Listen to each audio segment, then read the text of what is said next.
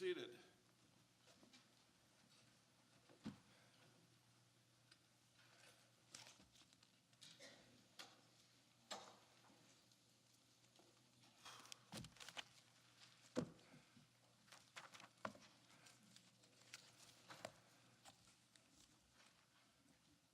Good afternoon and welcome everyone to the afternoon session of the Kansas Court of Appeals. My name is Patrick McInerney. I'm one of the judges from the Court of Appeals here, hearing oral arguments on cases. I'm pleased to have with me from Leavenworth County, Judge Henry Green, and from Sedgwick County, Judge Tony Powell. I'm from here in Johnson County. We are members of the 14-member Court of Appeals that is headquartered in Topeka. The Court of Appeals sits in panels of 3 judges each, traveling around the state hearing cases at different locations. We're all over the state. We look forward to traveling and meeting Kansans from all over. We try every year to have at least one docket here at Johnson County Community College, and always look forward to that and to the hospitality of Professor Anita Tebbe for organizing all of this for us.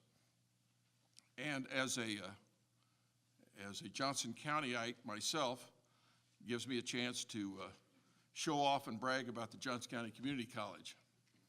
And as I noted earlier, the growth of this school, and much to the chagrin of Judge Powell from Wichita, knowing that Johnson County Community College is bigger than Wichita State.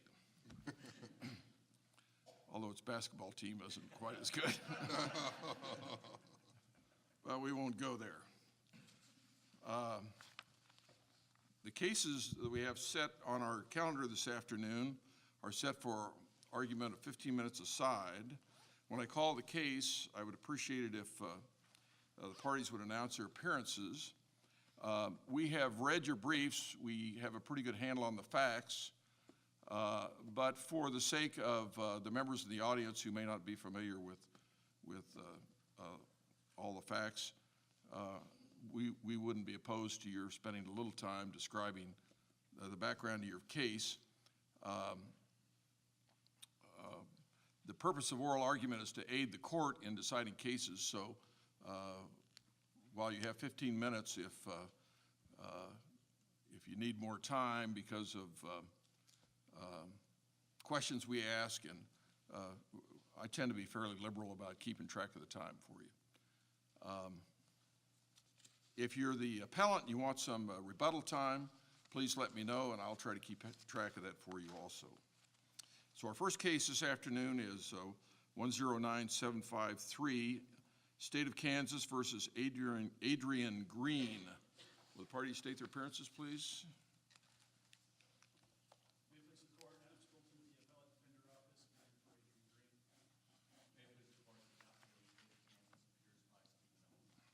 Okay.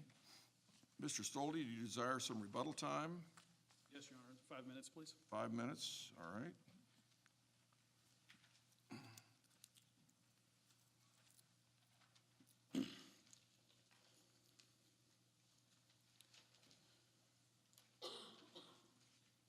I think this is going to be a good starter here for today. I think as we only have one issue, the state is agreeing with the second issue here that the district court erred in failing to consider community service in lieu of payment of the $2,500 fine based on Mr. Green's conviction of his 4th DUI. That's based on, excuse me, that's based on the rule that if the court imposes a fine in some of these cases, the court has to consider the alternative of letting you work it off through community service as opposed to just outright paying the fine? Yes, Your Honor. And the court didn't look at that option, I take it? No, Your Honor. He straight imposed the fine without consideration of his financial ability to pay that fine. Okay.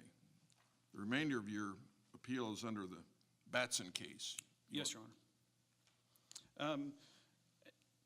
As we all know, the Batson, this case is based on the 1986 case, Batson v. Kentucky. which dealt with the Equal Protection Clause of the Constitution. Under that case, the U.S. Supreme Court held that both the defendant and the jury both have a right to have certain people on that jury. And jurors under Batson v. Kentucky have an equal right to be, not only an equal right, but also an obligation to be on a jury. But, so when a Batson violation is alleged, it takes a three-part analysis. In the first case, the first part of that is that the defense must make a prima facie showing that the prosecutor in the case racially discriminated against the juror in question. The second step of that is that the prosecutor must bring forth a facially valid reason for the peremptory strike. And the third step is that after the prosecutor comes up with a facially valid reason, the defense still has an opportunity to show purposeful discrimination against certain jurors. In this case, the district court committed reversible error on the second two steps. The first step, that the facially valid reason for the peremptory strike, kind of comes to a two-part test on that too. Before you get too far into that, just for the sake of those who are not familiar with this trial procedure, during the course of jury selection, one of the parties can ask to exclude a prospective juror for cause. That is because they've said something that would indicate they couldn't be a fair and impartial juror. Is that right? Right, Your Honor. Now, but even when that process has gone through, the parties have the opportunity to what we call have strikes, that is, to eliminate prospective jurors at the end. Right. So they use they can strike a juror for cause, or a veneer person at that point for cause, if that person has some kind of bias against either the state or the defense for whatever reason. And that's a determination made by the judge at that point. After the strikes for cause are made, the veneer panel, which is the panel before the jury is actually selected, is actually larger than what the jury panel needs to be. At that point, the state and the defense counsel have an opportunity to strike jurors based on their appearance in court or a variety of factors, whether or not they think that juror is going to agree with their side of things. And this deals with whether or not those peremptory strikes violate the Equal Protection Clause. And so, regarding the second step of Batson, that deals with whether or not the state came up with a facially valid reason for using that peremptory strike. In this case, there was only one African American on the veneer panel. And the defendant is African American. Right. Although I don't think that's necessarily relevant in a Batson challenge, because that veneer person, also has a right to be on the jury. So when determining whether or not a peremptory strike is facially valid, it seems like there's kind of two other sub-questions that you have to ask. First of all, is whether or not that the reason that the state gave in that case is true. In this case, the reason that the state gave to strike this, the only African American from the panel, was that he believed that the veneer person was not truthful or lacked candor, I think is the way that the state raised it.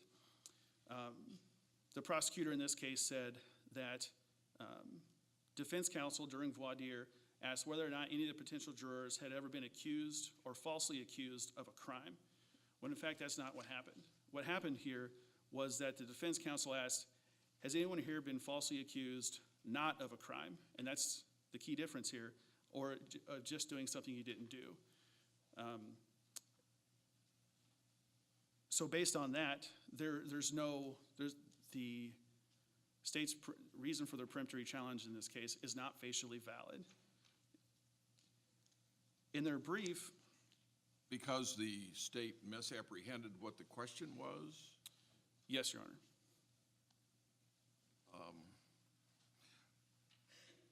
Whether or not the juror should have answered the question, the prospective juror spoke up and answered, and I take it that's the problem. The state said this prospective juror simply didn't answer at all. Is that right? Right. Would the fact that that juror had been a suspect in a rape case that the state had been investigating previously, which is, I think, the background of this, isn't it? Right. The state alleged that. Wouldn't that fact be reason enough for the state to facially reasonable, non-race-based basis for excluding such a juror?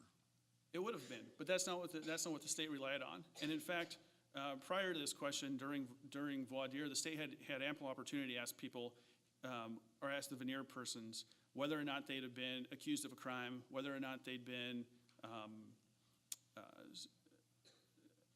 investigated by the police, whether or not they'd been any of that stuff.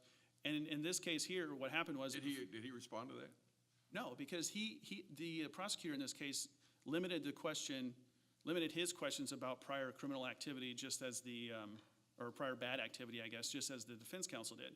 In this case, the prosecutor here asked only whether or not people have been pulled over for traffic tickets or for DUIs.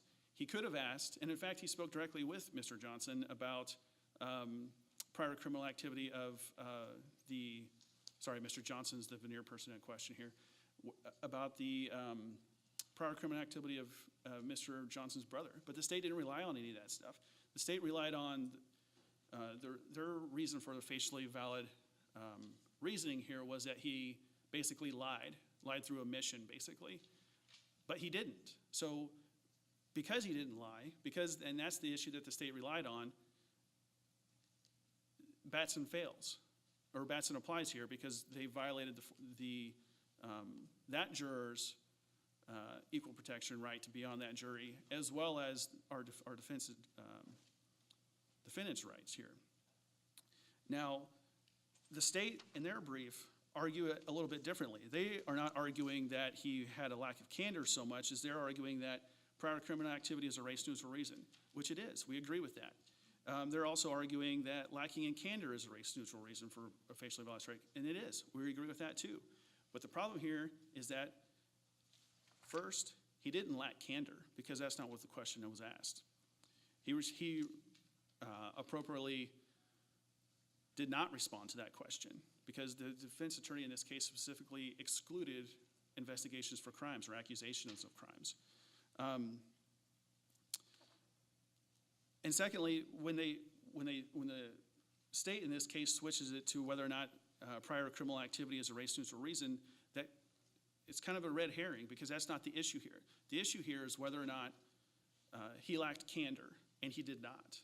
And for that reason, this case must be reversed. And moving on into the third portion here, whether or not there was purposeful discrimination. Again, this is a case which we cited that was similar to the State v. Davis, a 2007 case, where the prosecutor in Davis actually prohibited the defense counsel from continuing on to the third step in Batson through either a misrepresentation or a misunderstanding of the law. In this case, the prosecutor did not do that, but the judge did. The judge, after the prosecutor in this case said that the juror in question was suspected of a crime, defense counsel said, well, I have no knowledge of that. The district court interrupted her and said, that's a facially valid reason, or that's a valid reason. Sorry, not facially, that's a valid reason. And that was it. Stop the continuation, stop the analysis. And because they didn't move on to the third step of the Batson analysis, if this court decides that— Well, did your client object at that point and say, Judge, the burden shifts to me and I now want to proceed and meet that burden? No, she was prohibited from doing so. And I think the record is clear on that. Court say, I don't want to hear anything more on this topic? No. Did she didn't object? No. She didn't say, Judge, I've got more I want to present? No. The judge cut her off. She said, I have no knowledge of that. And then so, hyphen, That's a facially valid reason. She was cut off. She was prohibited from doing this by the judge. We think this is more similar to Davis than the case cited by the state. The state cites State v. Angelo in their brief. But this case is distinguishable from Angelo. First of all, there was a thorough review of the facts, and in this case, there's no thorough review of the facts. And the court in that case said that the district court essentially performed the analysis. In this case, the district court did not perform that third step of the analysis, did not actually allow that third step of the analysis to take place. In Angelo also, the state in that case also left some African Americans from the veneer panel onto the jury. And in fact, the defense responded in Angelo. Furthermore, there were people of other races struck for the same reason that the jurors in question in Angelo were struck. And those were the juror 8 was that he'd been a juror on a hung jury. Juror 31 was arrested for distribution of drugs. Juror 38 had poor body language. And so in that case, because the defense or the state held that where the defense counsel failed to pursue, it is akin to acquiescence. But in this case, it's not akin to acquiescence because she was cut off. She wasn't allowed to continue. She tried to, and judge said, no, I don't want to hear anything more about that. In not so many words, she said, that's a facially valid reason. Not in any words, did he? Right. That's what that means. When the judge tells you to, that's it, that's it. And that's what this defense counsel did. The last thing I saw the court say was, he said, that's a valid reason. Did he say anything after that? No. They moved on to announce the jury panel in that case. If you want your rebuttal time, you're bumping up against it. Thank you, Judge. All right.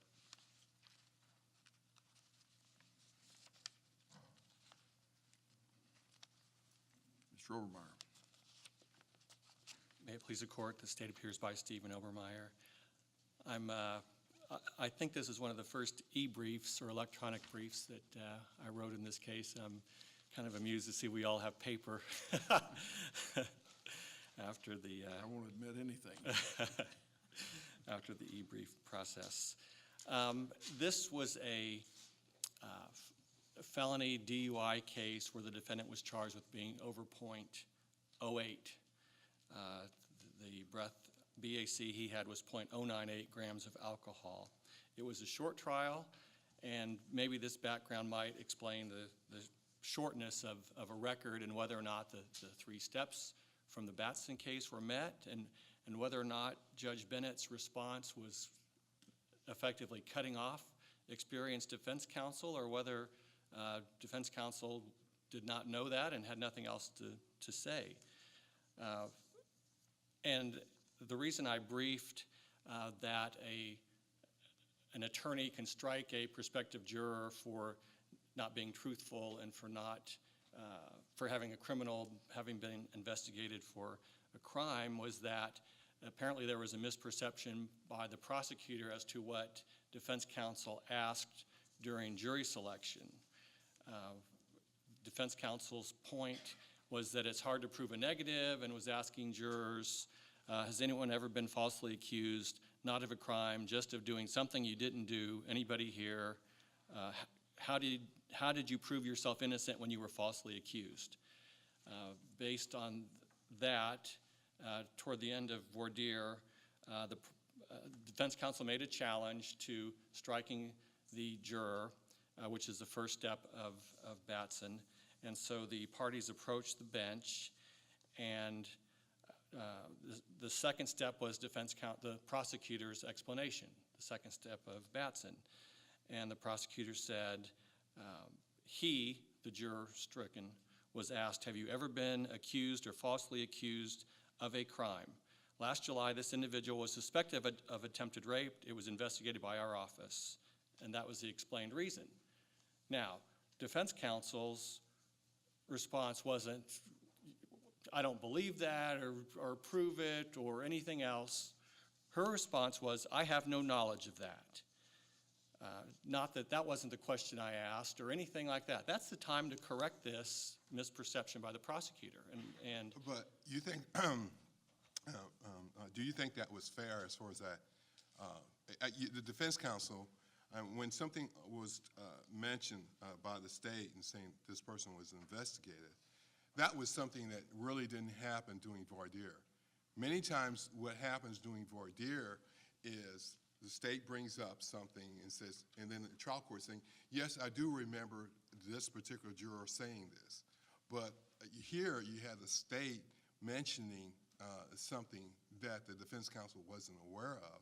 So to me, it's not, how can you say, to me, it was not surprise for the defense counsel to say, I hadn't heard of this. How could the defense counsel immediately saying, well, this is, not a valid reason, or this is a pretext, and so forth, because it didn't actually come up during voir dire?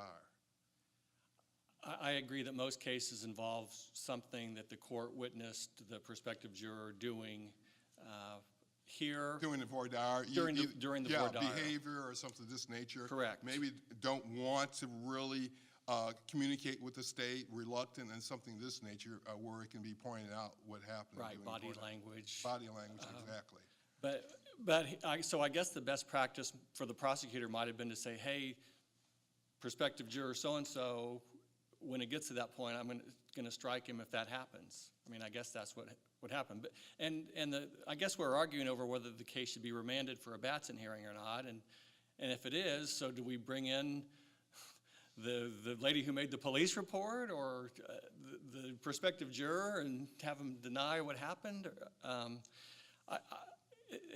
So it is different than most cases, but it was the prosecutor's perception as to why that was the question asked, and that's why the juror was being stricken. And I guess I went ahead and briefed the accused of a crime not answering truthfully, because I think had that juror not been asked any questions, or had that question not been asked, that would have been a race-neutral or a valid reason for the strike that would not violate the Equal Protection Clause. But to say that the defense attorney was cut off by wanting to elaborate on that, I think that would have been the time to spend time on that and elaborate on that. And the court, after that stated reason, said that's a valid reason. The defense attorney said, no one told me. And I don't see that as being cut off during the course of the trial. What could the defense counsel have done? Could the defense counsel ask for a short recess and show me that this particular juror had been investigated for a crime? I think this experienced defense counsel who tried a capital case that I can think of could have asked for a recess. It's probably late in the morning. Well, the court after this happened, the court read the names of the jurors, sent the jurors to lunch, and said, we'll start at 1:15. So we have the whole lunch hour to re-raise the issue, or to ask that that be deferred over the lunch hour. I just don't think defense counsel was... Could have asked that prospective juror to just, you're excused, but we want you to stick around for a few minutes, and then once you take the noon recess, have that person question that person about whether, in fact, they had been a suspect in this rape case. That would have ended the matter, wouldn't it? And if he said no, then the judge has got something to hang his hat on about whether it was truly race neutral. Right, that's true. There could have been different ways to answer that, and I think it all stemmed from the state's misunderstanding of that question, several pages earlier, and defense counsel's misunderstanding. She's not saying that wasn't my question, basically. But yes, it could have been done over the lunch hour. Defense counsel was not a wilting flower that, was just, the judge shut her down, and she didn't have a chance to raise that issue. So that's why I cited the Angelo case in arguing acquiescence, as opposed to The Davis case, which Judge Green, I believe you wrote that one, where the prosecutor was kind of cutting off the judge and defense counsel from getting to the second and third steps of the analysis. Here, there was no intervention by the prosecutor that as to what Batson said or what the judge had to rule on concerning the second step of the analysis, or prohibiting defense counsel from wanting to expound on the record.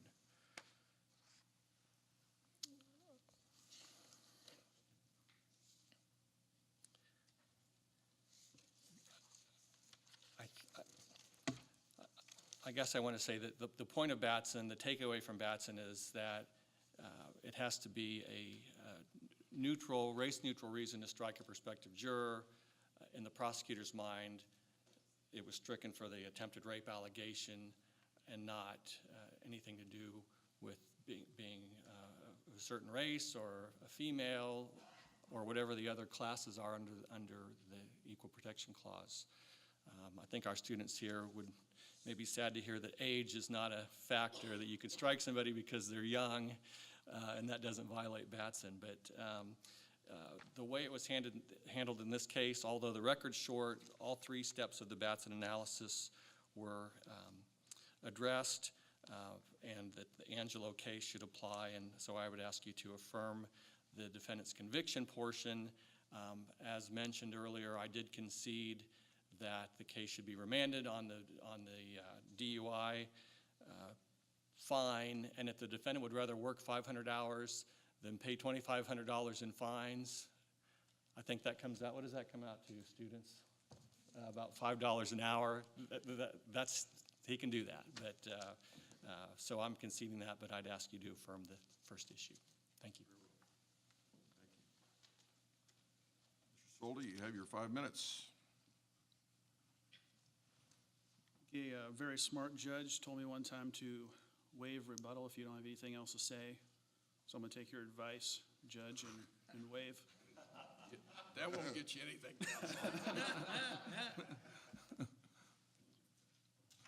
Do you have anything? I have nothing further to add, Your Honor. Thank you very much. Thank you. Take that under advisement.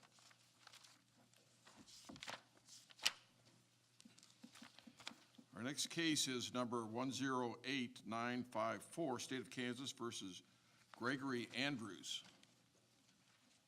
Parties state their appearances, please. May it please the court, Corey A. Call from Mr. Andrews, Appellate Defender Office. May it please the court, the state of Kansas appears by Casey Meyer from the Wyandotte County District Attorney's Office. Thank you. I request 3 minutes for rebuttal. Yes, sir, you got it. Thank you. Mr. Andrews was convicted of 1 count of indecent liberties with a child. We raised 4 issues in our brief. The first is that the district court improperly closed the courtroom. The second is that the evidence was erroneously excluded. The third is that Mr. Andrews was denied his right to represent himself. And the fourth, an ineffective assistance of counsel issue. I doubt that I'll be able to get to all 4 issues in 15 minutes. I would request I submit any issues I don't get to on the brief. Thanks. The first issue involves the closing of the courtroom. And but prior to trial, the district court excluded the defendant's wife, Mrs. Andrews, from the courtroom. There had been, prior to voir dire, there had been, and brought to the court's attention that there had been, she had had previous problems. And so the district court told her and that she could bring her children into the courtroom, but that they were not to have any contact with the jury. Subsequent to that, during a break in the voir dire, the state said that Ms. Andrews was yelling at defense counsel in the hallway and that some jurors were milling about. I think it's important to note that the district court specifically made a finding that she did not intend to contact the jurors and no jurors testified that they heard this or anything. It was just simply this testimony. The state classifies this as not a closure of the courtroom issue, but a sequestration of witness issue. And that's because Ms. Andrews was on the witness list. And there was the rule, pardon me, the rule was put into effect. And so she could not be in the courtroom. But it's not a sequestration issue. First of all, sequestration only applies to the evidentiary phase prior to the witness testifying. Once they testify and they're released from subpoena, they can come in, they can be there for closing arguments, they can be there for the reading of the verdict, which Ms. Andrews was excluded because of this reading. Also, the district court, its reasoning was entirely related to her, the possibility that she would prejudice the jury by her conduct. Well, didn't the defense counsel testify that he didn't call her as a witness? One of the reasons was because she was a loose cannon. She was singing out, literally singing in the courtroom.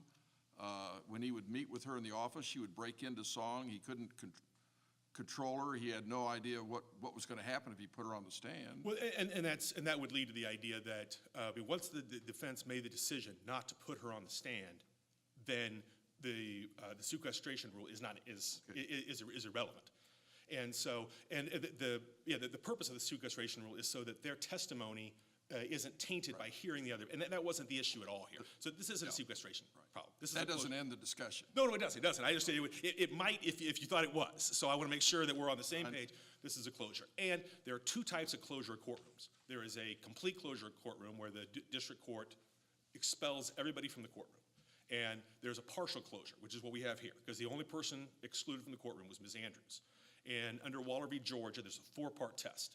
And the way I read Waller and the other cases, I couldn't find any Kansas cases on partial closures, but the federal circuits have dealt with this. And the first test is that on a complete closure, that there's an overwhelming interest that is likely to be prejudiced. And on the partial closure, it's reduced to there's a substantial reason that is likely to be prejudiced. And so that's what we're dealing with here. On the first, the 4 are substantial reason likely to be prejudiced, that it's broader than the closure was that broader than necessary, did the district court consider reasonable alternatives, and did the court make findings to support the closure. On the substantial reason, the reason was that the jury would be prejudiced. The jury might be prejudiced. Well, it's a pretty substantial reason. I don't take issue with that. But the second half of that is that it is likely to be prejudiced. And that's where we start getting into trouble against. Was there sufficient evidence for the judge to determine that this was likely to be, that her conduct, that she was likely to prejudice the jury to justify excluding her from the courtroom?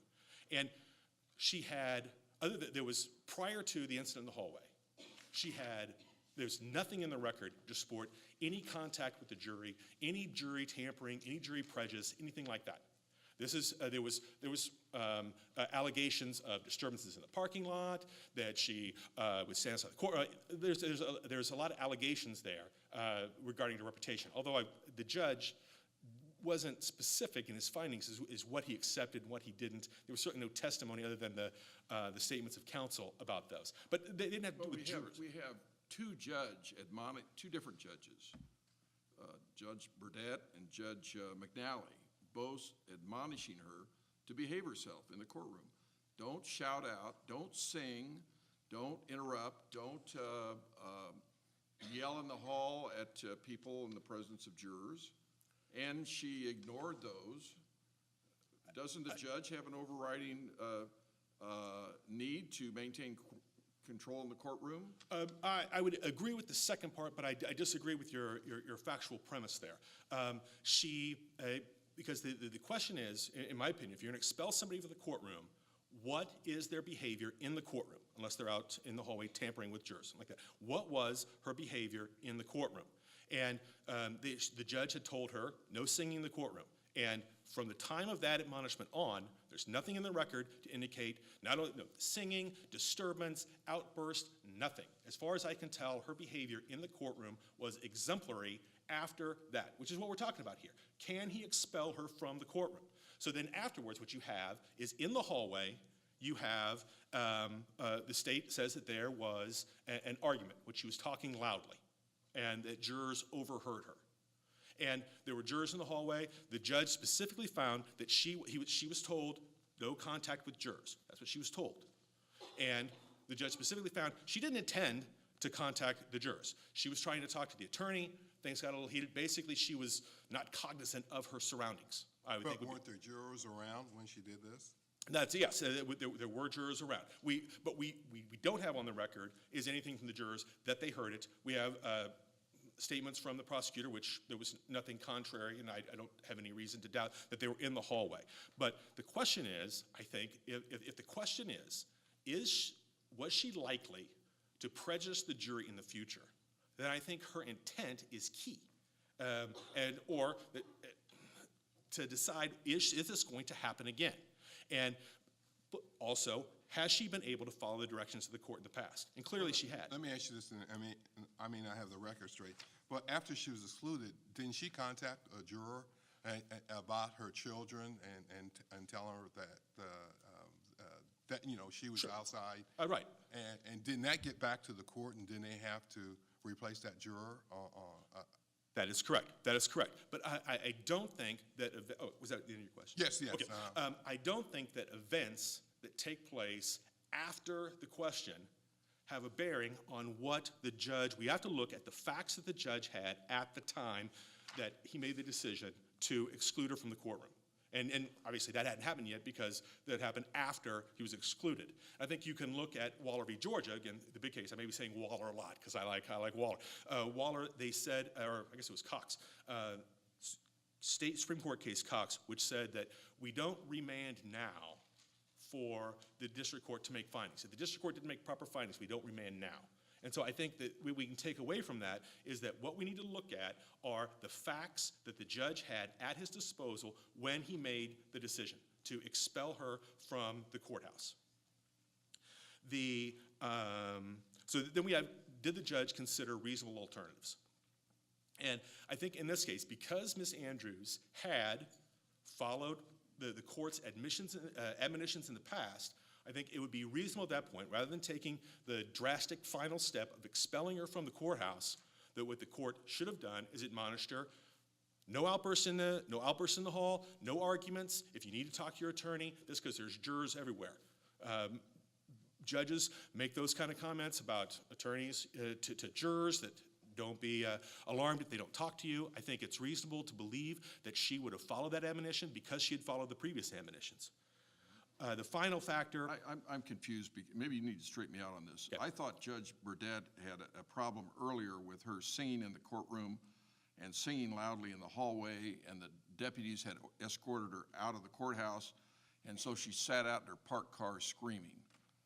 And this was before the case was assigned to Judge McNally, and then he admonished her again, and we had further outbursts after that. Am I incorrect about that? Yes, I'm not sure if the singing happened with Burdett, but certainly there was a prior incident where she was singing in the hallway, where it's alleged she was singing in the hallway, and the district court said, "Don't do that."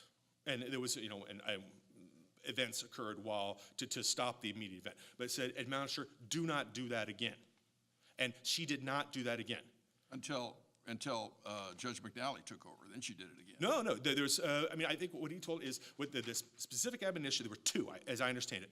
No singing in the courtroom and no contact with jurors.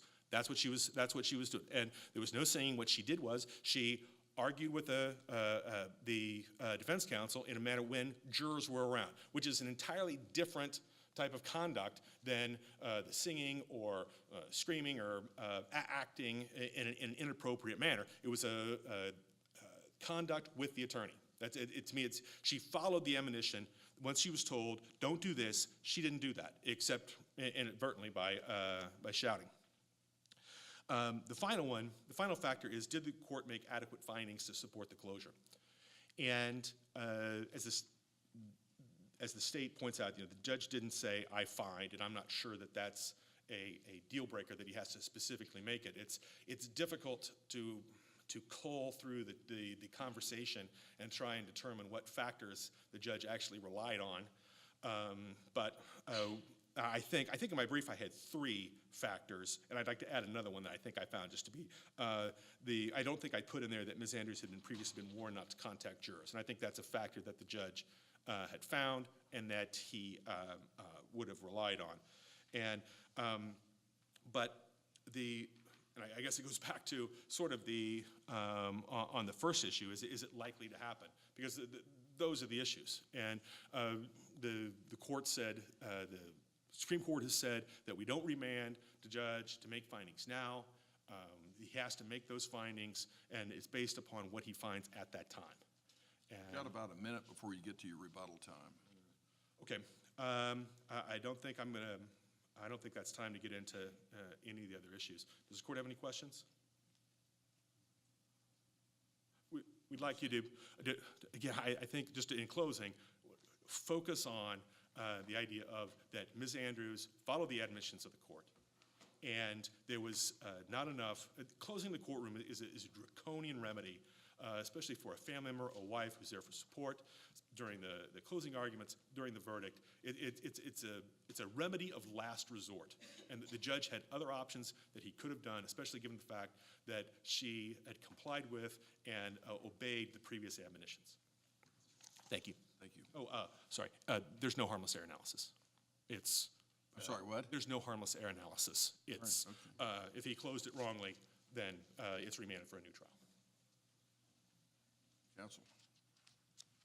Thank you. Ms. Meyer. First I want to say I disagree that she followed the admonitions of Judge Burdett and Judge McNally.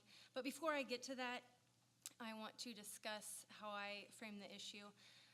I am arguing this as a witness sequestration issue. I understand that defense counsel didn't decide to call her as a witness. However, there's no evidence that she made that decision prior to the trial. Her testimony at the motion for new trial was that she did acknowledge that Miss Andrews was kind of a loose cannon. She was hard to control. However, it wasn't clear that she made the determination not to call her as a witness prior to the trial. So I think it would still be in accordance with the rule to have Ms. Andrews outside of the courtroom until Ms. McBratney actually decided not to call her as a witness, and I can't tell from the record when that actually happened. Now, Well, from my experience, when the rule is invoked to exclude witnesses until after they've testified, so their testimony is not prejudiced by what they hear in the courtroom from other witnesses, that applies to all witnesses. that's correct. And here, it was not, clearly. It was only applied to one witness, and that was it, one prospective witness, the wife, is that right? No, Were all witnesses excluded? well, and unfortunately, I can't point to somewhere specific in the record. I just know based on experience in every court in Wyandotte County and Judge McNally's courtroom, all witnesses are sequestered. All state witnesses, all defense witnesses during the whole trial. But they were not here. Were they? I think they were. They were? Right, that's my understanding, that they were. Another problem, this issue arose during jury selection. Is that in the, do you think that's in the record? Well, and that's my Are you problem. I relying don't on the have a- common knowledge of I'm relying the on my- folklore of Wyandotte County? I'm or is it- relying on my common knowledge in every single trial I've had in there and every single appeal I've done. All of the witnesses are sequestered. We don't let a witness stay, and the only time they are allowed to come back in the courtroom is if they've already testified and if the court has released them. And then both parties agree that they may return to the courtroom. Okay. So I'm going to go ahead and argue appellant's issue that this was a public trial issue. They didn't object at, or defense counsel, the defense side didn't object at the time, but because I know that's a fundamental right, I'm going to go ahead and cover it. I agree, there is no harmless error analysis. If it's wrong, and it has to be remanded. However, I'm arguing it wasn't wrong. The court did not err. Under the 4 factors in Waller, the court's substantial reason was not to prejudice the jury. Ms. Andrews had a long history with Judge Burdett, and this is in the record. during hearings in Judge Burdett's courtroom, she sung loud in the courtroom. She was asked to leave. She continued singing in the hallway. She had to be escorted out of the courthouse to her car. Ms. Myers, who was the prosecutor at the time, also put on the record that she was observed standing outside of the courthouse with her hands extended in the air. On this particular day, during a break in jury selection, she was either arguing with defense counsel or speaking loudly enough for jurors to be able to hear. Either way, even if it wasn't intentional, she recklessly had contact with jurors, and that could have prejudiced the jury.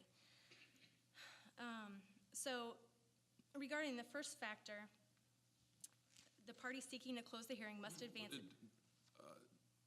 Judge Burdett admonish her to behave herself? Yes, Judge Burdett did admonish her, from the record. It looks like he admonished her several times.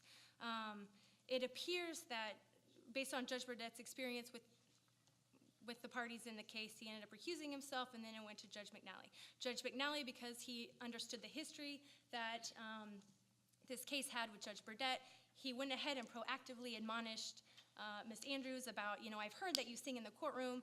Please don't do that. Please don't have contact with any jurors. Prior to the trial even getting, the actual trial part, the evidentiary phase getting started during jury selection, Judge McNally was notified that Ms. Andrews had this this loud contact in the hallway where jurors were present. Based on that, he held a brief hearing in which he was explaining to Ms. Andrews, based on this contact, I'm going to exclude you from the courthouse, and you would only allow to come back in to testify. So I know he specifically didn't refer to sequestration of witnesses in his ruling, but that statement he made on the record is kind of consistent with one of those reasons. I think he excluded her for several reasons, but I think that was one of them. I think the main reason was he was worried about her prejudicing the jury. Regarding the second... But again, you don't know of any procedure where you can sequester just one witness and not the rest of them.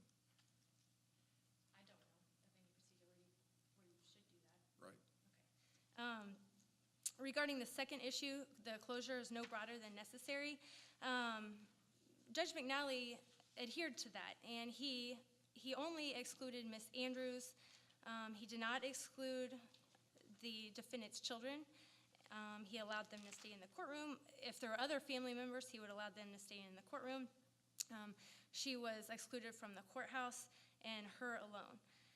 Regarding exploring other alternatives, because of Ms. Andrews' previous history and the warning that she had already, or the admonishment prior to trial, which she had already failed to adhere to, I can't think of any other plausible alternative that Judge McNally would have had other than to exclude her from the courtroom.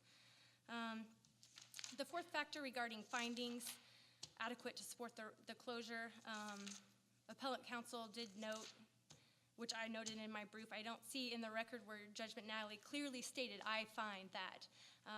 But I don't think that was necessary. I think his whole point in bringing her up to the podium and making this record was to create a clear record which would support his ruling in excluding her from the courtroom.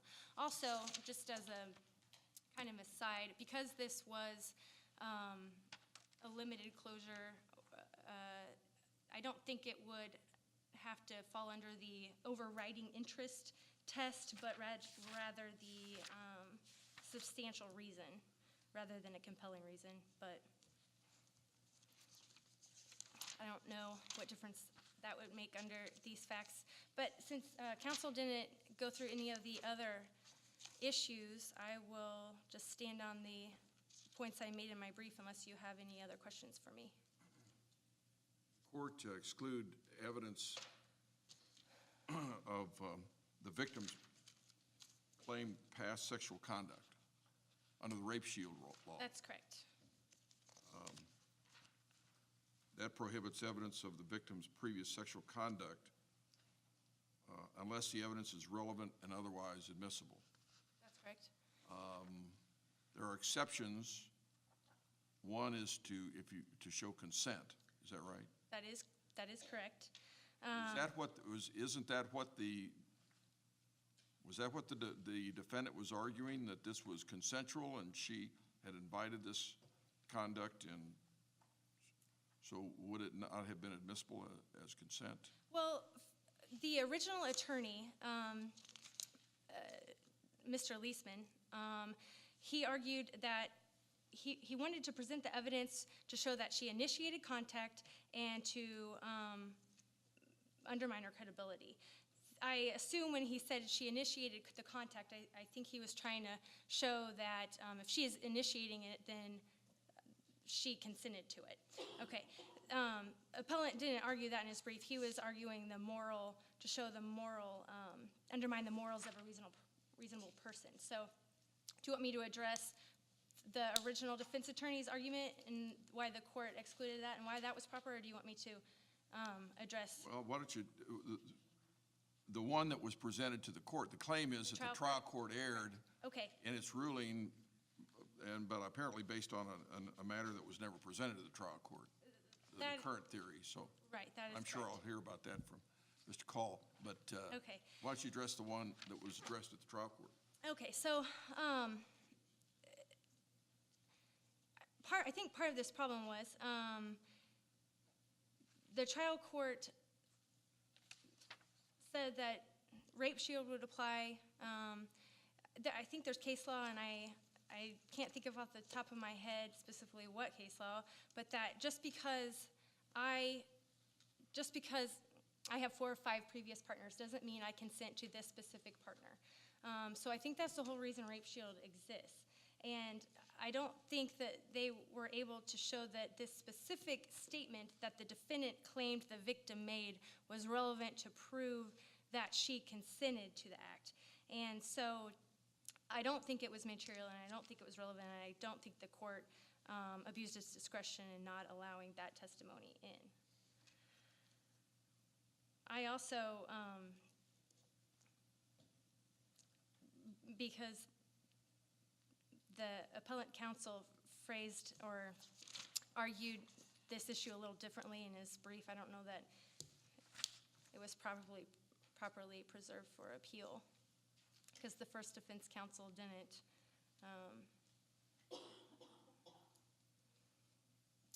argue the relevance to undermine the morals of a reasonable person. But I would also argue that it wouldn't be relevant for that purpose either, to undermine the morals of a reasonable person. I don't think that was what I don't think that's the intent of the current case law. I think to prove lewd and, let's see. Well, first of all, he was found guilty of lesser included offense of indecent liberties, as you know. So the consent, the jury already found that it was not, that consent, the jury found that consent didn't matter. So they found him guilty of the indecent liberties, so he wasn't prejudiced because of the judge's ruling. Let me put that out there first.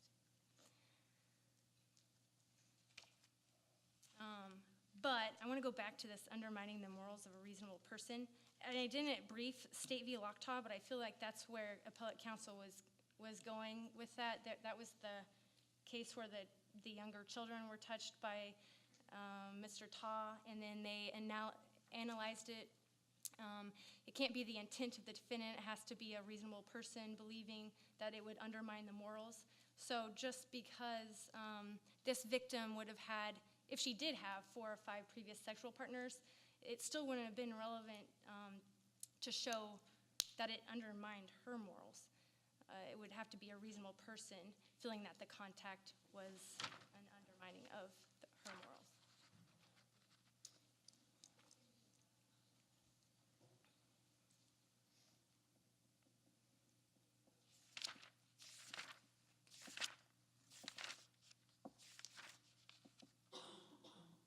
You've got a couple more minutes left. You want to address the ineffective assistance claim regarding calling the victim's mother?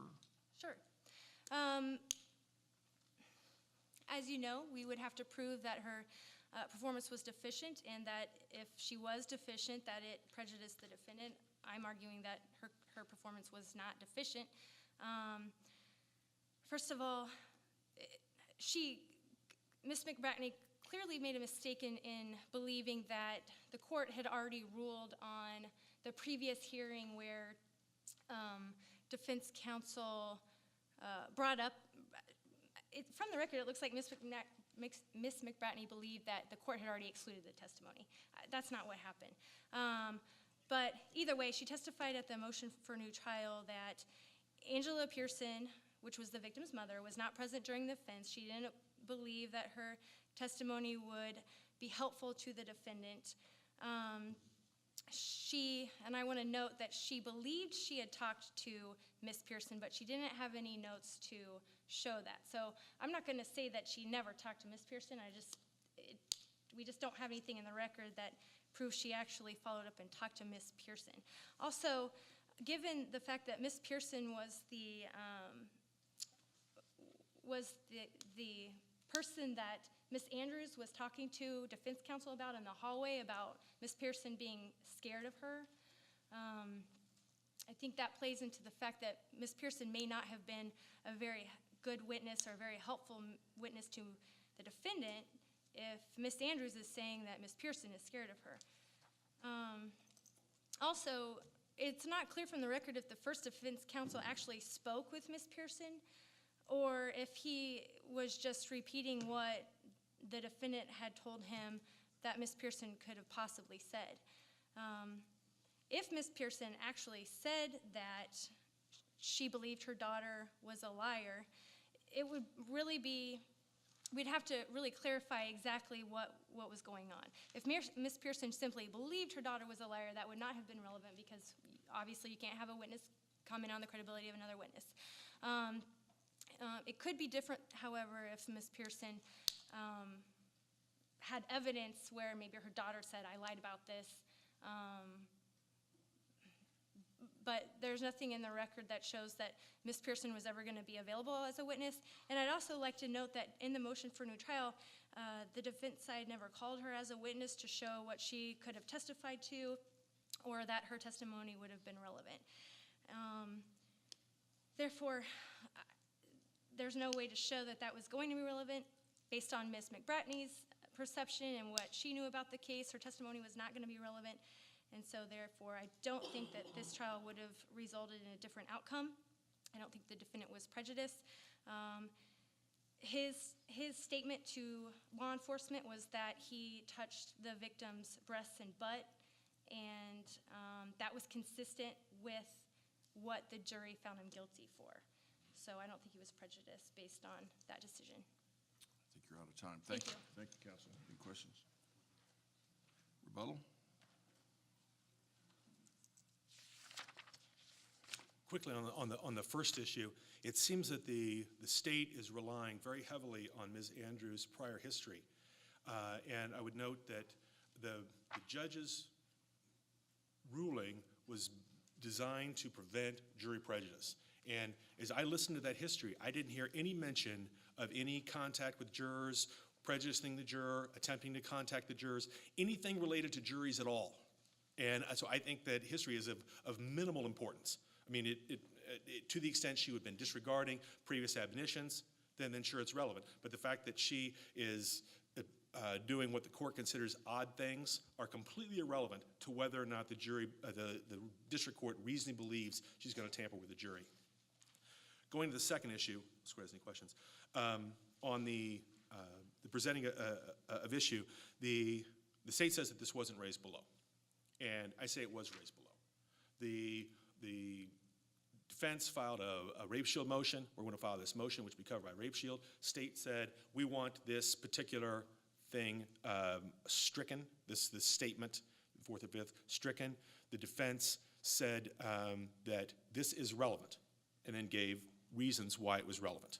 That's the argument I'm making here today. I'm coming at it from a little bit different angle than the courts did, but the question is, did the district court have the opportunity to consider this issue? Was the issue raised below, and did the court raise on it? It was objected to, it was discussed, and the district court ruled on. This issue was raised. And I think, and that I think is where the rubber meets the road on this issue. Because when you get to, is this relevant? We're talking about he was charged with undermining, with touching a 15-year-old in a manner which undermines the morals of the victim.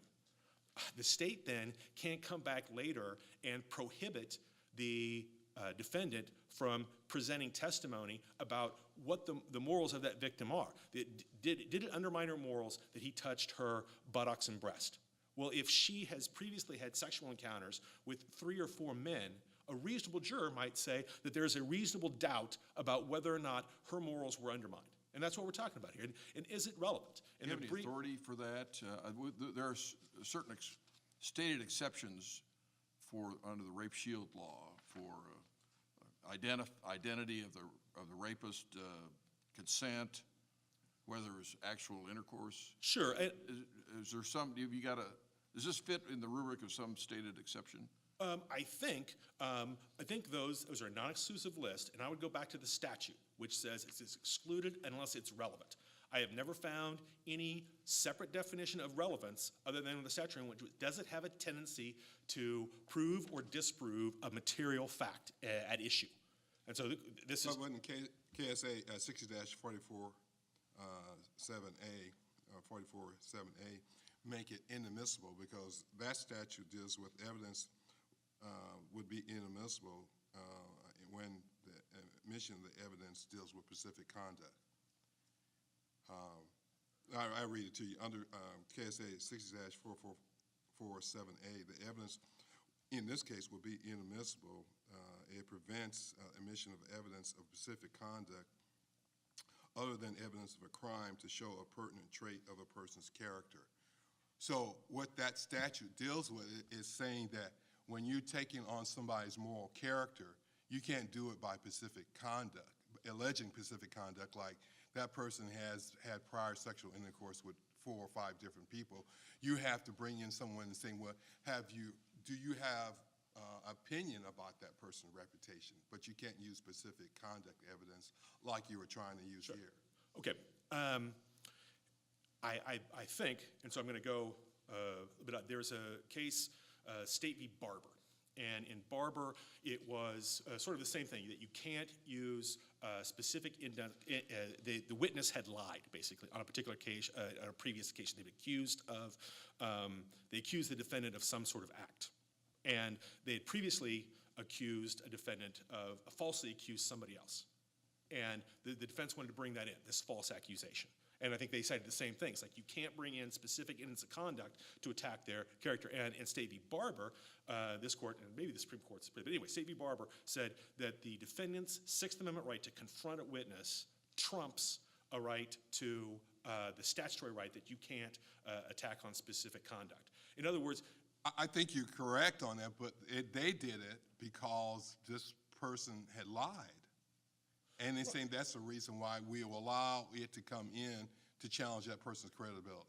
Right. But here, I think we're not challenging the credibility. Again, we go back to, if the state charges somebody that you are undermining this person's morals, then the defendant, you can't take away the specific instances that prove that person's morals.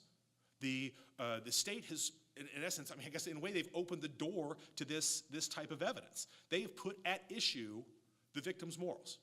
And the defendant, in this case, needs, I mean, maybe there are people out there, but if he has a specific instance which could, which I think is true in this case, cause a reasonable juror to have a reasonable doubt about that her morals were undermined, then in that case, his Sixth Amendment right to confront trumps the statute. It's different than the lying and the credibility, but still, the state in this case has brought this to the table, and now they can't block the defendant statutorily. I understand what you're saying. I'm saying that you can't do it by specific conduct evidence like what we were trying to get in. You have to do it by reputation, and that's what the statute allows. And you have to find a witness who is familiar with this particular victim's reputation to get it in if the trial court's going to allow it in. They would not allow it in by saying she told me 3 or 4 times that she had done that before. Sure. I think that that's still an improper imposition on the defendant's Sixth Amendment right to confront, because it's necessarily much less persuasive. It's like, well, she's kind of loose. That's what if they found a witness to say that. I imagine that's the type of evidence that you're talking about. Well, that's not really persuasive, is it? As opposed to words from the victim. And I don't think that This particular case, in this particular instance, is what that statute was designed to interact. And again, I think once the state brings that in, then the defendant has the constitutional right to be able to attack her on those statements. I think you're about out of time. Thank you very much, Your Honor. Thank you very much. Thank you for your argument. Take that under advisement. Our next case is number 109452. Yoel Valdez-Santana versus State of Kansas. May it please the court, appellant here is not representing Judge Electric. May it please the court, Mr. Schneider, assistant white attorney for the behalf of the appellee in the state of Kansas. Good afternoon. Good afternoon. Counsel, you're the appellant. How much time you need for rebuttal? 2 minutes, sir, if necessary. Okay. This, sir, is a 60-1507 motion. As this court is well aware, the direct appeals were exhausted in this case. The appellant filed a 16-1507 motion, which is a civil action asserting certain violation of his rights. Specifically, this was about the inefficient performance of his defense trial counsel. I won't belabor the court with a huge statement of the facts, but there are some critical points I would like the court to focus on. Real quick, it was a level 1 rape case, and the defense in this case was essentially consent. He was saying that this was an acquaintance of his. They had consensual intercourse at some point. She indicates, her testimony was that it was not consensual. It was a forcible rape situation. And during the prosecution of the case before the trial, there were some letters. And it's important for the court to understand, and you can tell very easily from the transcripts, that nobody here spoke English. This was all in Spanish. And the defendant in the case, he sent some letters to the parent of the victim in the case, essentially asking for forgiveness. I think he says something about committing some sort of a stupidity, is the way he phrases it. He says, basically begs for forgiveness. He doesn't necessarily confess, but I can see, and the jury believed, it seems, that this was some sort of a confession or admission of guilt. Now, these letters were received during the prosecution. They weren't turned over during normal discovery. However, the prosecution presents them to the defense attorney at the time of the preliminary hearing, which was approximately 2.5 months before the trial. And they are not interpreted at this point, but the defense counsel's made aware that they exist. And I think at some point she confronts her client, were these yours? Well, your client knew they existed. He wrote the letters. Yes, sir. And he understood them. Yes, sir. He wrote them in Spanish. He understood the letters. That would seemingly be the case. That's correct. And he knew that the state had those letters because he was present at the preliminary hearing, wasn't he? Correct. I think the testimony was that the defense counsel actually had them in her hand at the time of the preliminary hearing. But again, they're in Spanish, and the only person that can read them probably in the courtroom might be the defendant himself. But that doesn't really come up a whole lot other than the fact that defense counsel had them at the prelim. So then 2.5 months go by, and then the day of trial comes. And I think it's actually the second day of trial, but the state has now translations of these letters and says, hey, I want to present these in my case in chief. And then the defense objects. And she actually says, and I think this is critical, it says basically, Judge, we object to presenting these letters because we were unable to incorporate them fully into our defense. Okay, so that basically puts everybody on notice that she doesn't really know what's in them. She doesn't have them incorporated in to her trial strategy at this point. She just doesn't have the information. Now, the judge actually comments, well, this is the second day of trial. It's certainly not the time to raise this type of an issue. But you've had them, these have been around for a while. You have them now. We're going to go ahead and proceed. They're going to present them. So they are presented. And actually, kind of interestingly, in my opinion, the prosecution, I think she actually calls out the defense attorney and calls the defense attorney unethical for saying, hey, we didn't give these on time. And prosecution makes a pretty good record about what they did. Not only did they show them to him at the prelim, but we had them translated. We called her. We said they were available. She just never came to pick them up. And she kind of says, we did everything we could, but drive over to her house and put them in her hand pretty much. And, what's interesting about that is, she says, I think she actually uses the word unethical about what the defense attorney's saying at this trial. And then a few months later, well, I guess a few years later at the 1507 hearing, she's put in a position where she has to defend that type of behavior to protect the conviction. But And of course, since you're claiming the lawyer at trial was ineffective in representing his or her client, I can't remember, representing the defendant, you have to show prejudice. And so you're saying that she didn't have the letters, she didn't incorporate those letters into her defense strategy. That's And exactly. you're saying, had she had the letters, she would have incorporated into her defense strategy by what? Well, she pretty much indicates that she would have liked to, but she didn't have them, so she couldn't. And so she tells us that she would have liked to put them in. And then she actually mentions them in her opening argument. So presumably, she found out what the content was at the time of trial, and at some point, and I think this was actually after voir dire, sometime during the trial, she puts together what she wants to say to the jury about the letters themselves. But then later in the 1507 hearing, in her testimony, she indicates to the court under cross-examination, I think that, or direct examination, I'm sorry, that the letters were presented, we were going to have some sort of explanation for them.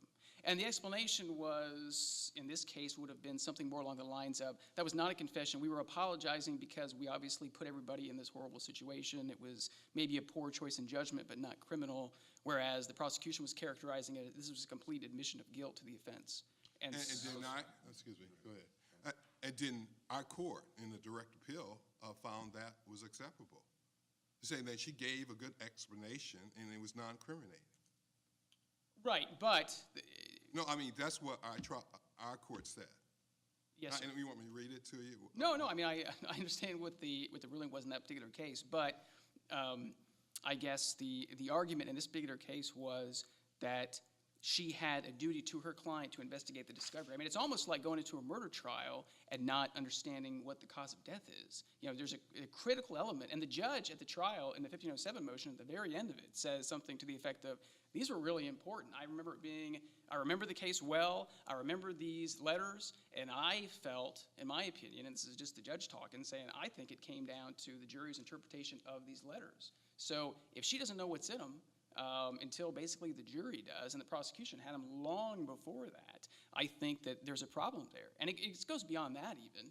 But the letters almost indicated that this particular defendant was asking his friend and apologizing to his friend for what he did to his daughter, but he was asking and calling on God and that you should take this thing out of a secular court and God will reward you for this.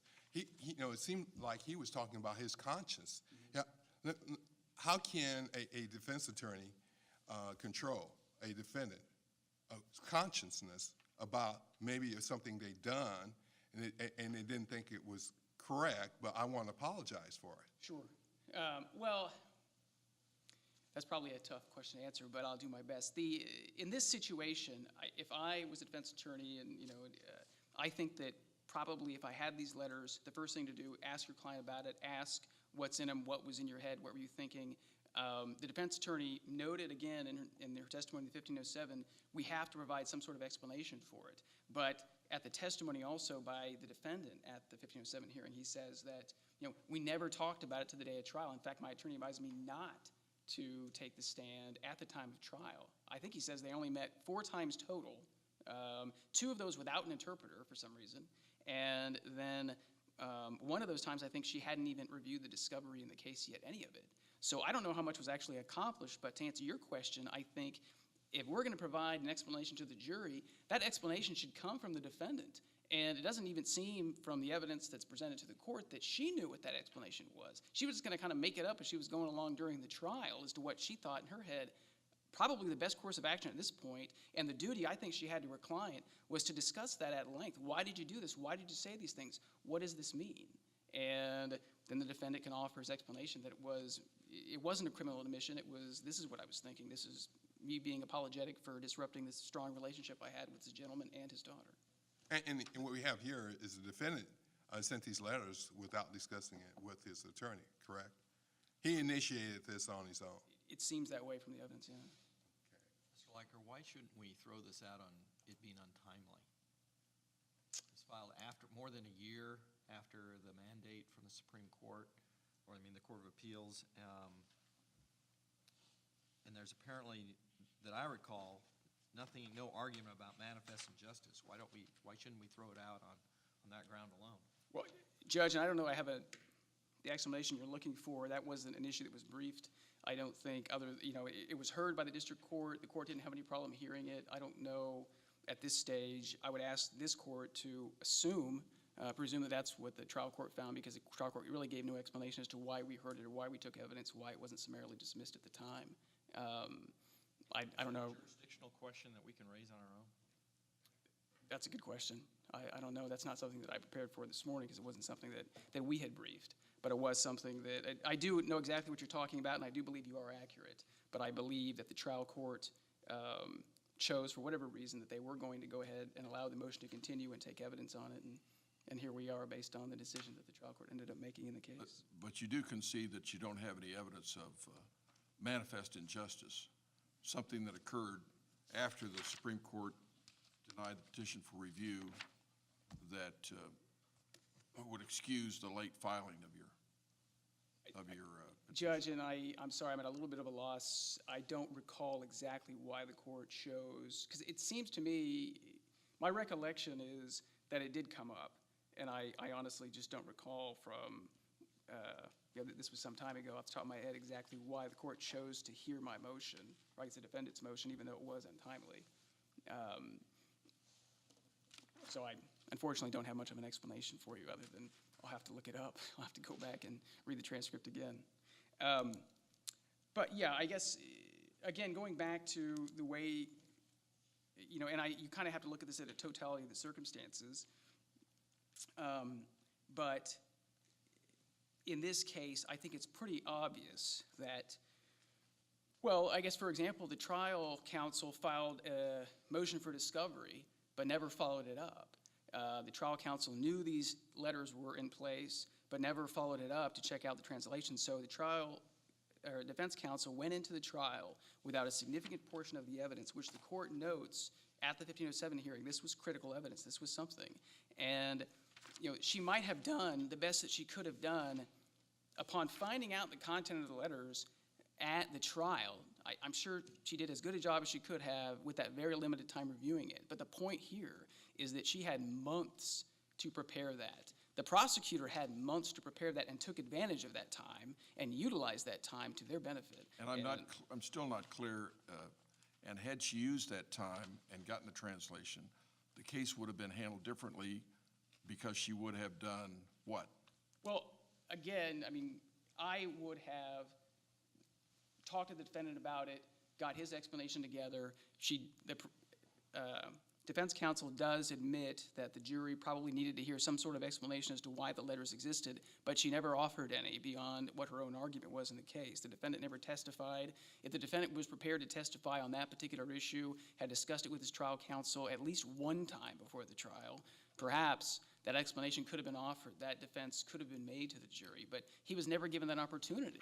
He was at trial and no evidence was presented, and that's not uncommon, and that's fine. I don't have a problem with the fact that they didn't present any evidence, but based on what defense counsel says we needed for these letters, we needed this explanation for the jury, she never provided it. So, even at the 1507, she's kind of contradicting what she actually said and did at the trial phase, and that's a real problem here. And I just think that on the totality of the circumstances, the limited contact between counsel.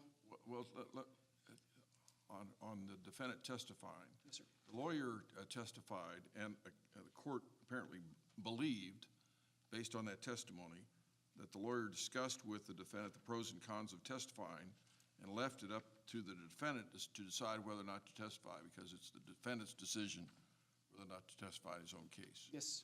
And so that's a fact that's been determined by the trial court. Sure. And so we're not going to revisit that fact. Are you claiming that there's no evidence to support that? Well, I don't think that there is.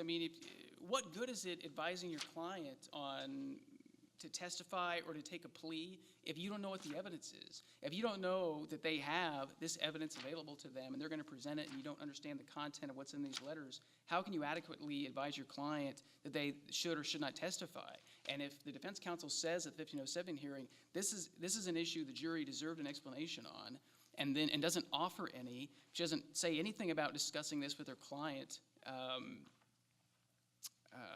beforehand. I don't think that she talks at all about discussing these letters with her client before the actual time of trial, even though she knew about them months ahead of time. So she acknowledges for you. Well, we know the client knows the letters exist because he wrote them. He knows what they say because he wrote them. Yeah. He knows they're in the hands of the prosecutor because they were brought up at his preliminary hearing.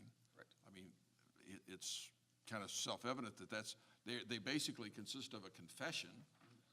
You're arguing that he needed his lawyer to tell him that if you confess, it may come into evidence? No, but I don't think it was a confession. I mean, if you look at the letters themselves, he begs for forgiveness, but you can do that for all sorts of reasons. And in this case, the facts were is that the victim and her father, in fact, I believe that the appellant may have lived with them for some time, they were close. And the relationship itself may have damaged the relationship, whether it's legal or not, consensual intercourse here or not. There's reasons to ask for forgiveness, okay? Look, I put you in this situation. It's a bad situation. I'm sorry for that.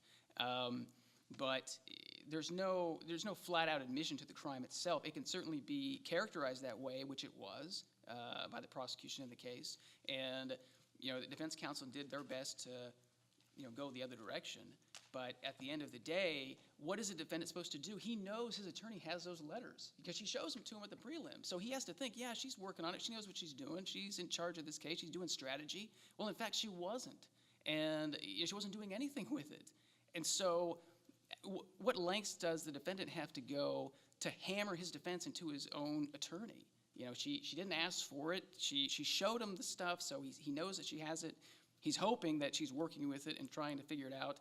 And in fact, she's not doing that. She's not meeting with him. She's not talking to him about it. I don't know anything else he could have done except jump up at the trial and say, I want a new attorney. Yes, sir. Thank you. Saving your rebuttal for you. Thank you.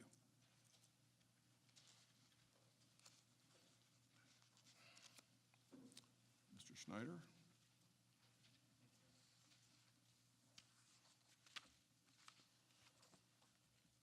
May it please the court.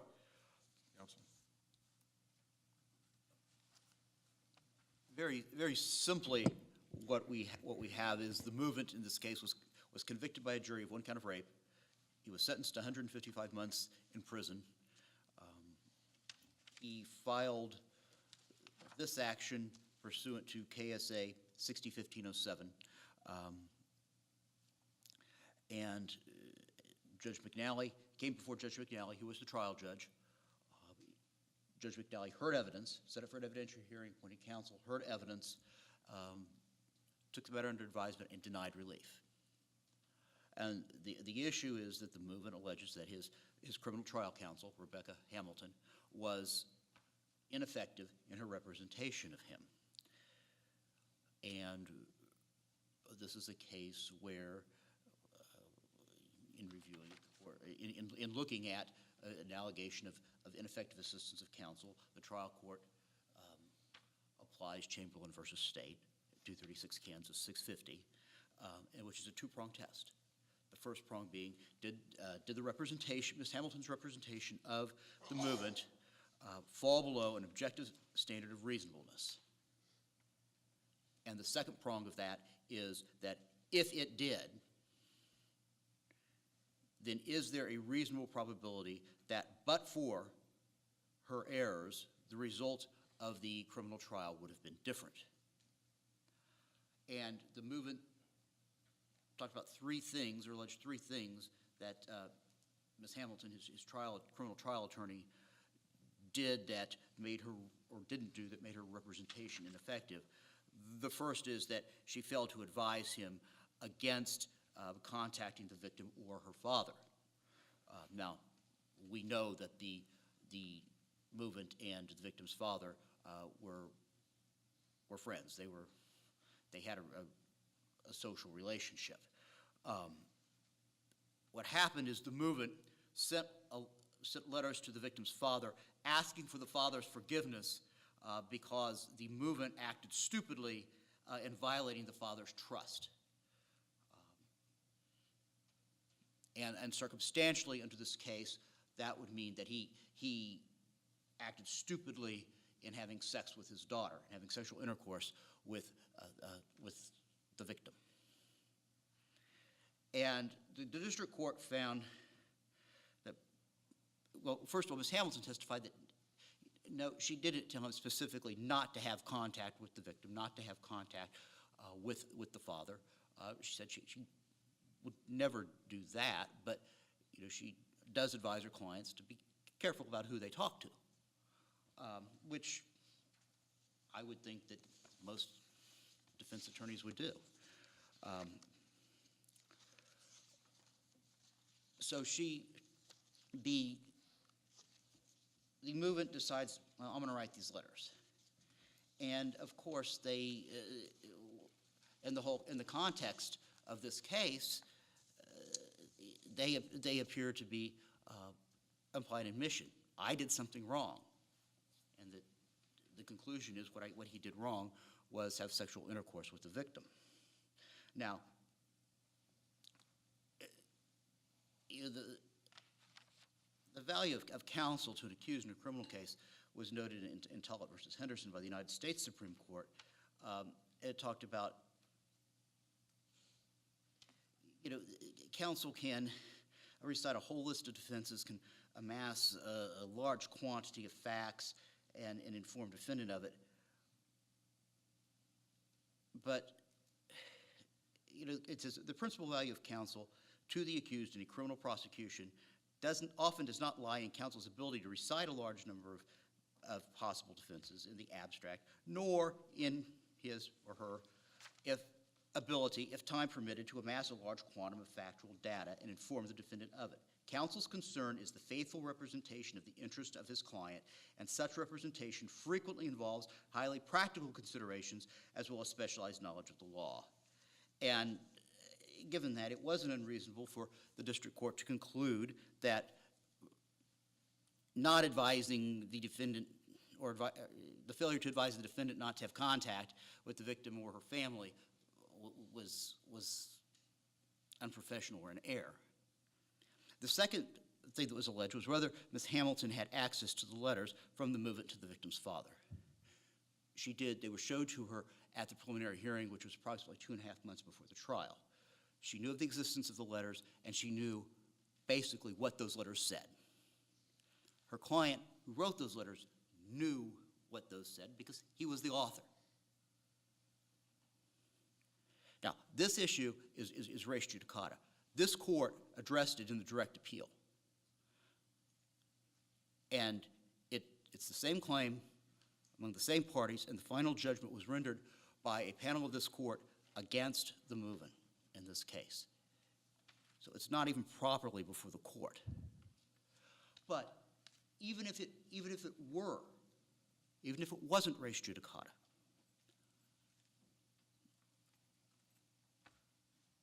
Ms. Hamilton used those letters and argued,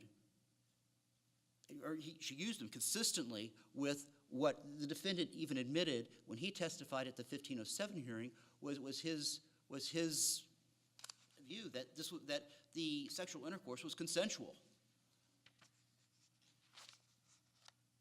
That's what he told the court at the 1507 hearing. If that's his defense, if that's what he says, then those letters aren't inconsistent with that. He admits to having sexual intercourse, but he alleges that it was consensual. So Ms. Hamilton takes those and makes that argument. The question then becomes, was it consent or not? And that was the question for the jury. And the jury decided it adversely to the movement. There was no contest over whether they had sexual relations, I take it. No. Was there DNA evidence? I don't believe there was DNA evidence, no. Oh, there isn't. Okay. But there was no dispute and no contest of that, as I understand it.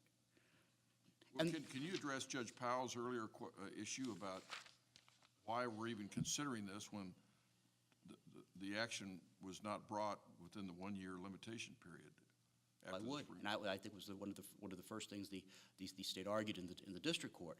Judge McNally didn't address it in his opinion. I can't tell you why, but So the state did raise it below. it was raised. Is this a jurisdictional question, or, I guess since you raised it, I guess that, okay. Well, In a way, I believe it is, because, but, you know, and I note in my brief that even if you were to find error on the merits, that the district court's ruling was correct, albeit for the wrong reason, because it was correct because it should have been dismissed for violating the one-year statute of limitations under what was then 60-1507 subsection F, because it was filed outside the statute of limitations. Were you under a requirement to raise that issue with the district court and remind the judge, say, Your Honor, we raised the issue of time limit, you didn't address it in your ruling, were you obligated to raise it at that point? I'm not sure that we were, because he denied relief. And at that point, I'm not so sure that it matters whether he denied, from that point, he denied relief. So there was no point in going back and saying, Judge, you didn't address the timeliness. And then the only other issue was that the movement alleged was the failure of his counsel to convince him to take a plea offer, because the plea offer was for a term of for a sentence of 88 months, as opposed to the 155 he received. But again, the defendant's own testimony at the 60-1507 hearing was that he wanted to go to trial because it was his belief the sexual intercourse was consensual. So he wasn't interested in taking a plea. So it's somewhat ingenious or disingenuous to argue that she didn't convince me to take a plea, but I didn't want to take a plea anyway because the defense was consensual.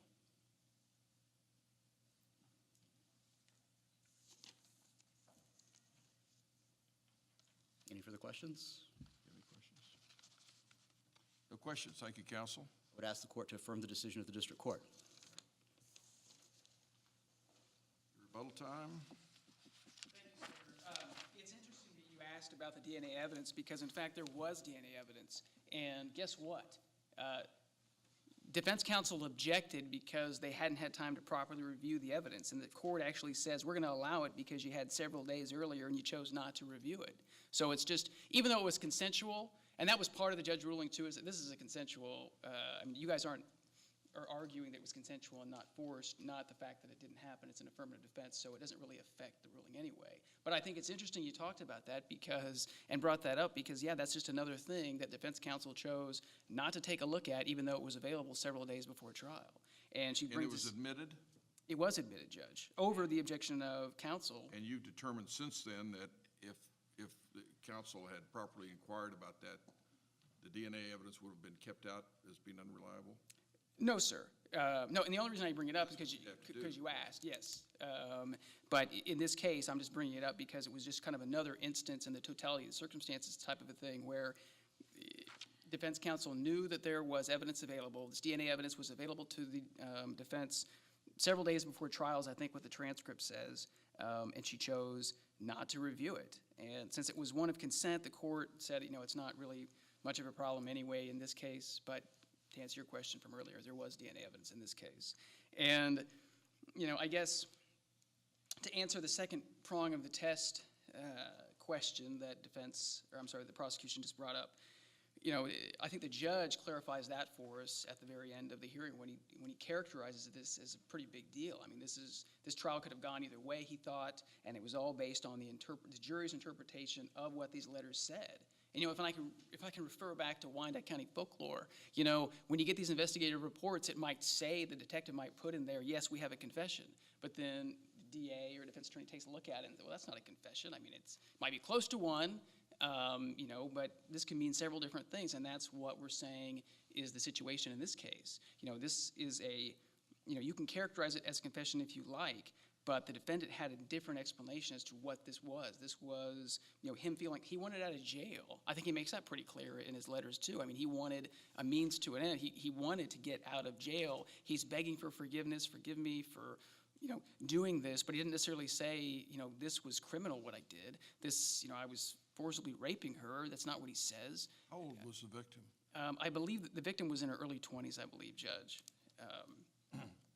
And so Statements are not necessarily as succinct as maybe we would like them to be, and as attorneys, I think that's our job, Judge, is to point out the different ways to view, the same thing. You have this, set of words in front of us. What does it mean? Well, one attorney's going to say one thing, another attorney's going to say another attorney's going to say another.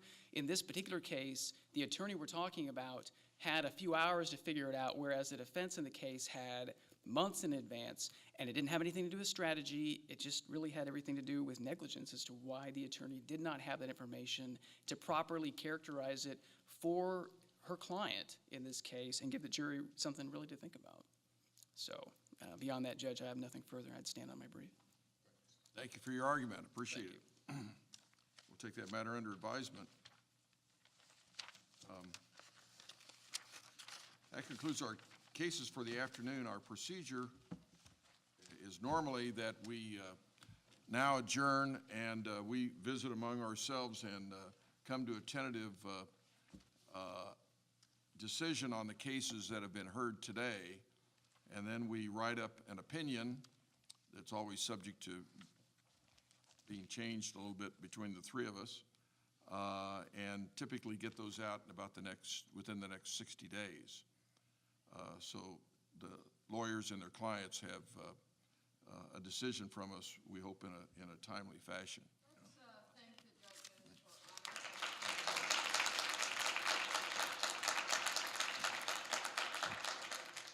Pleasure to be here. Thank you.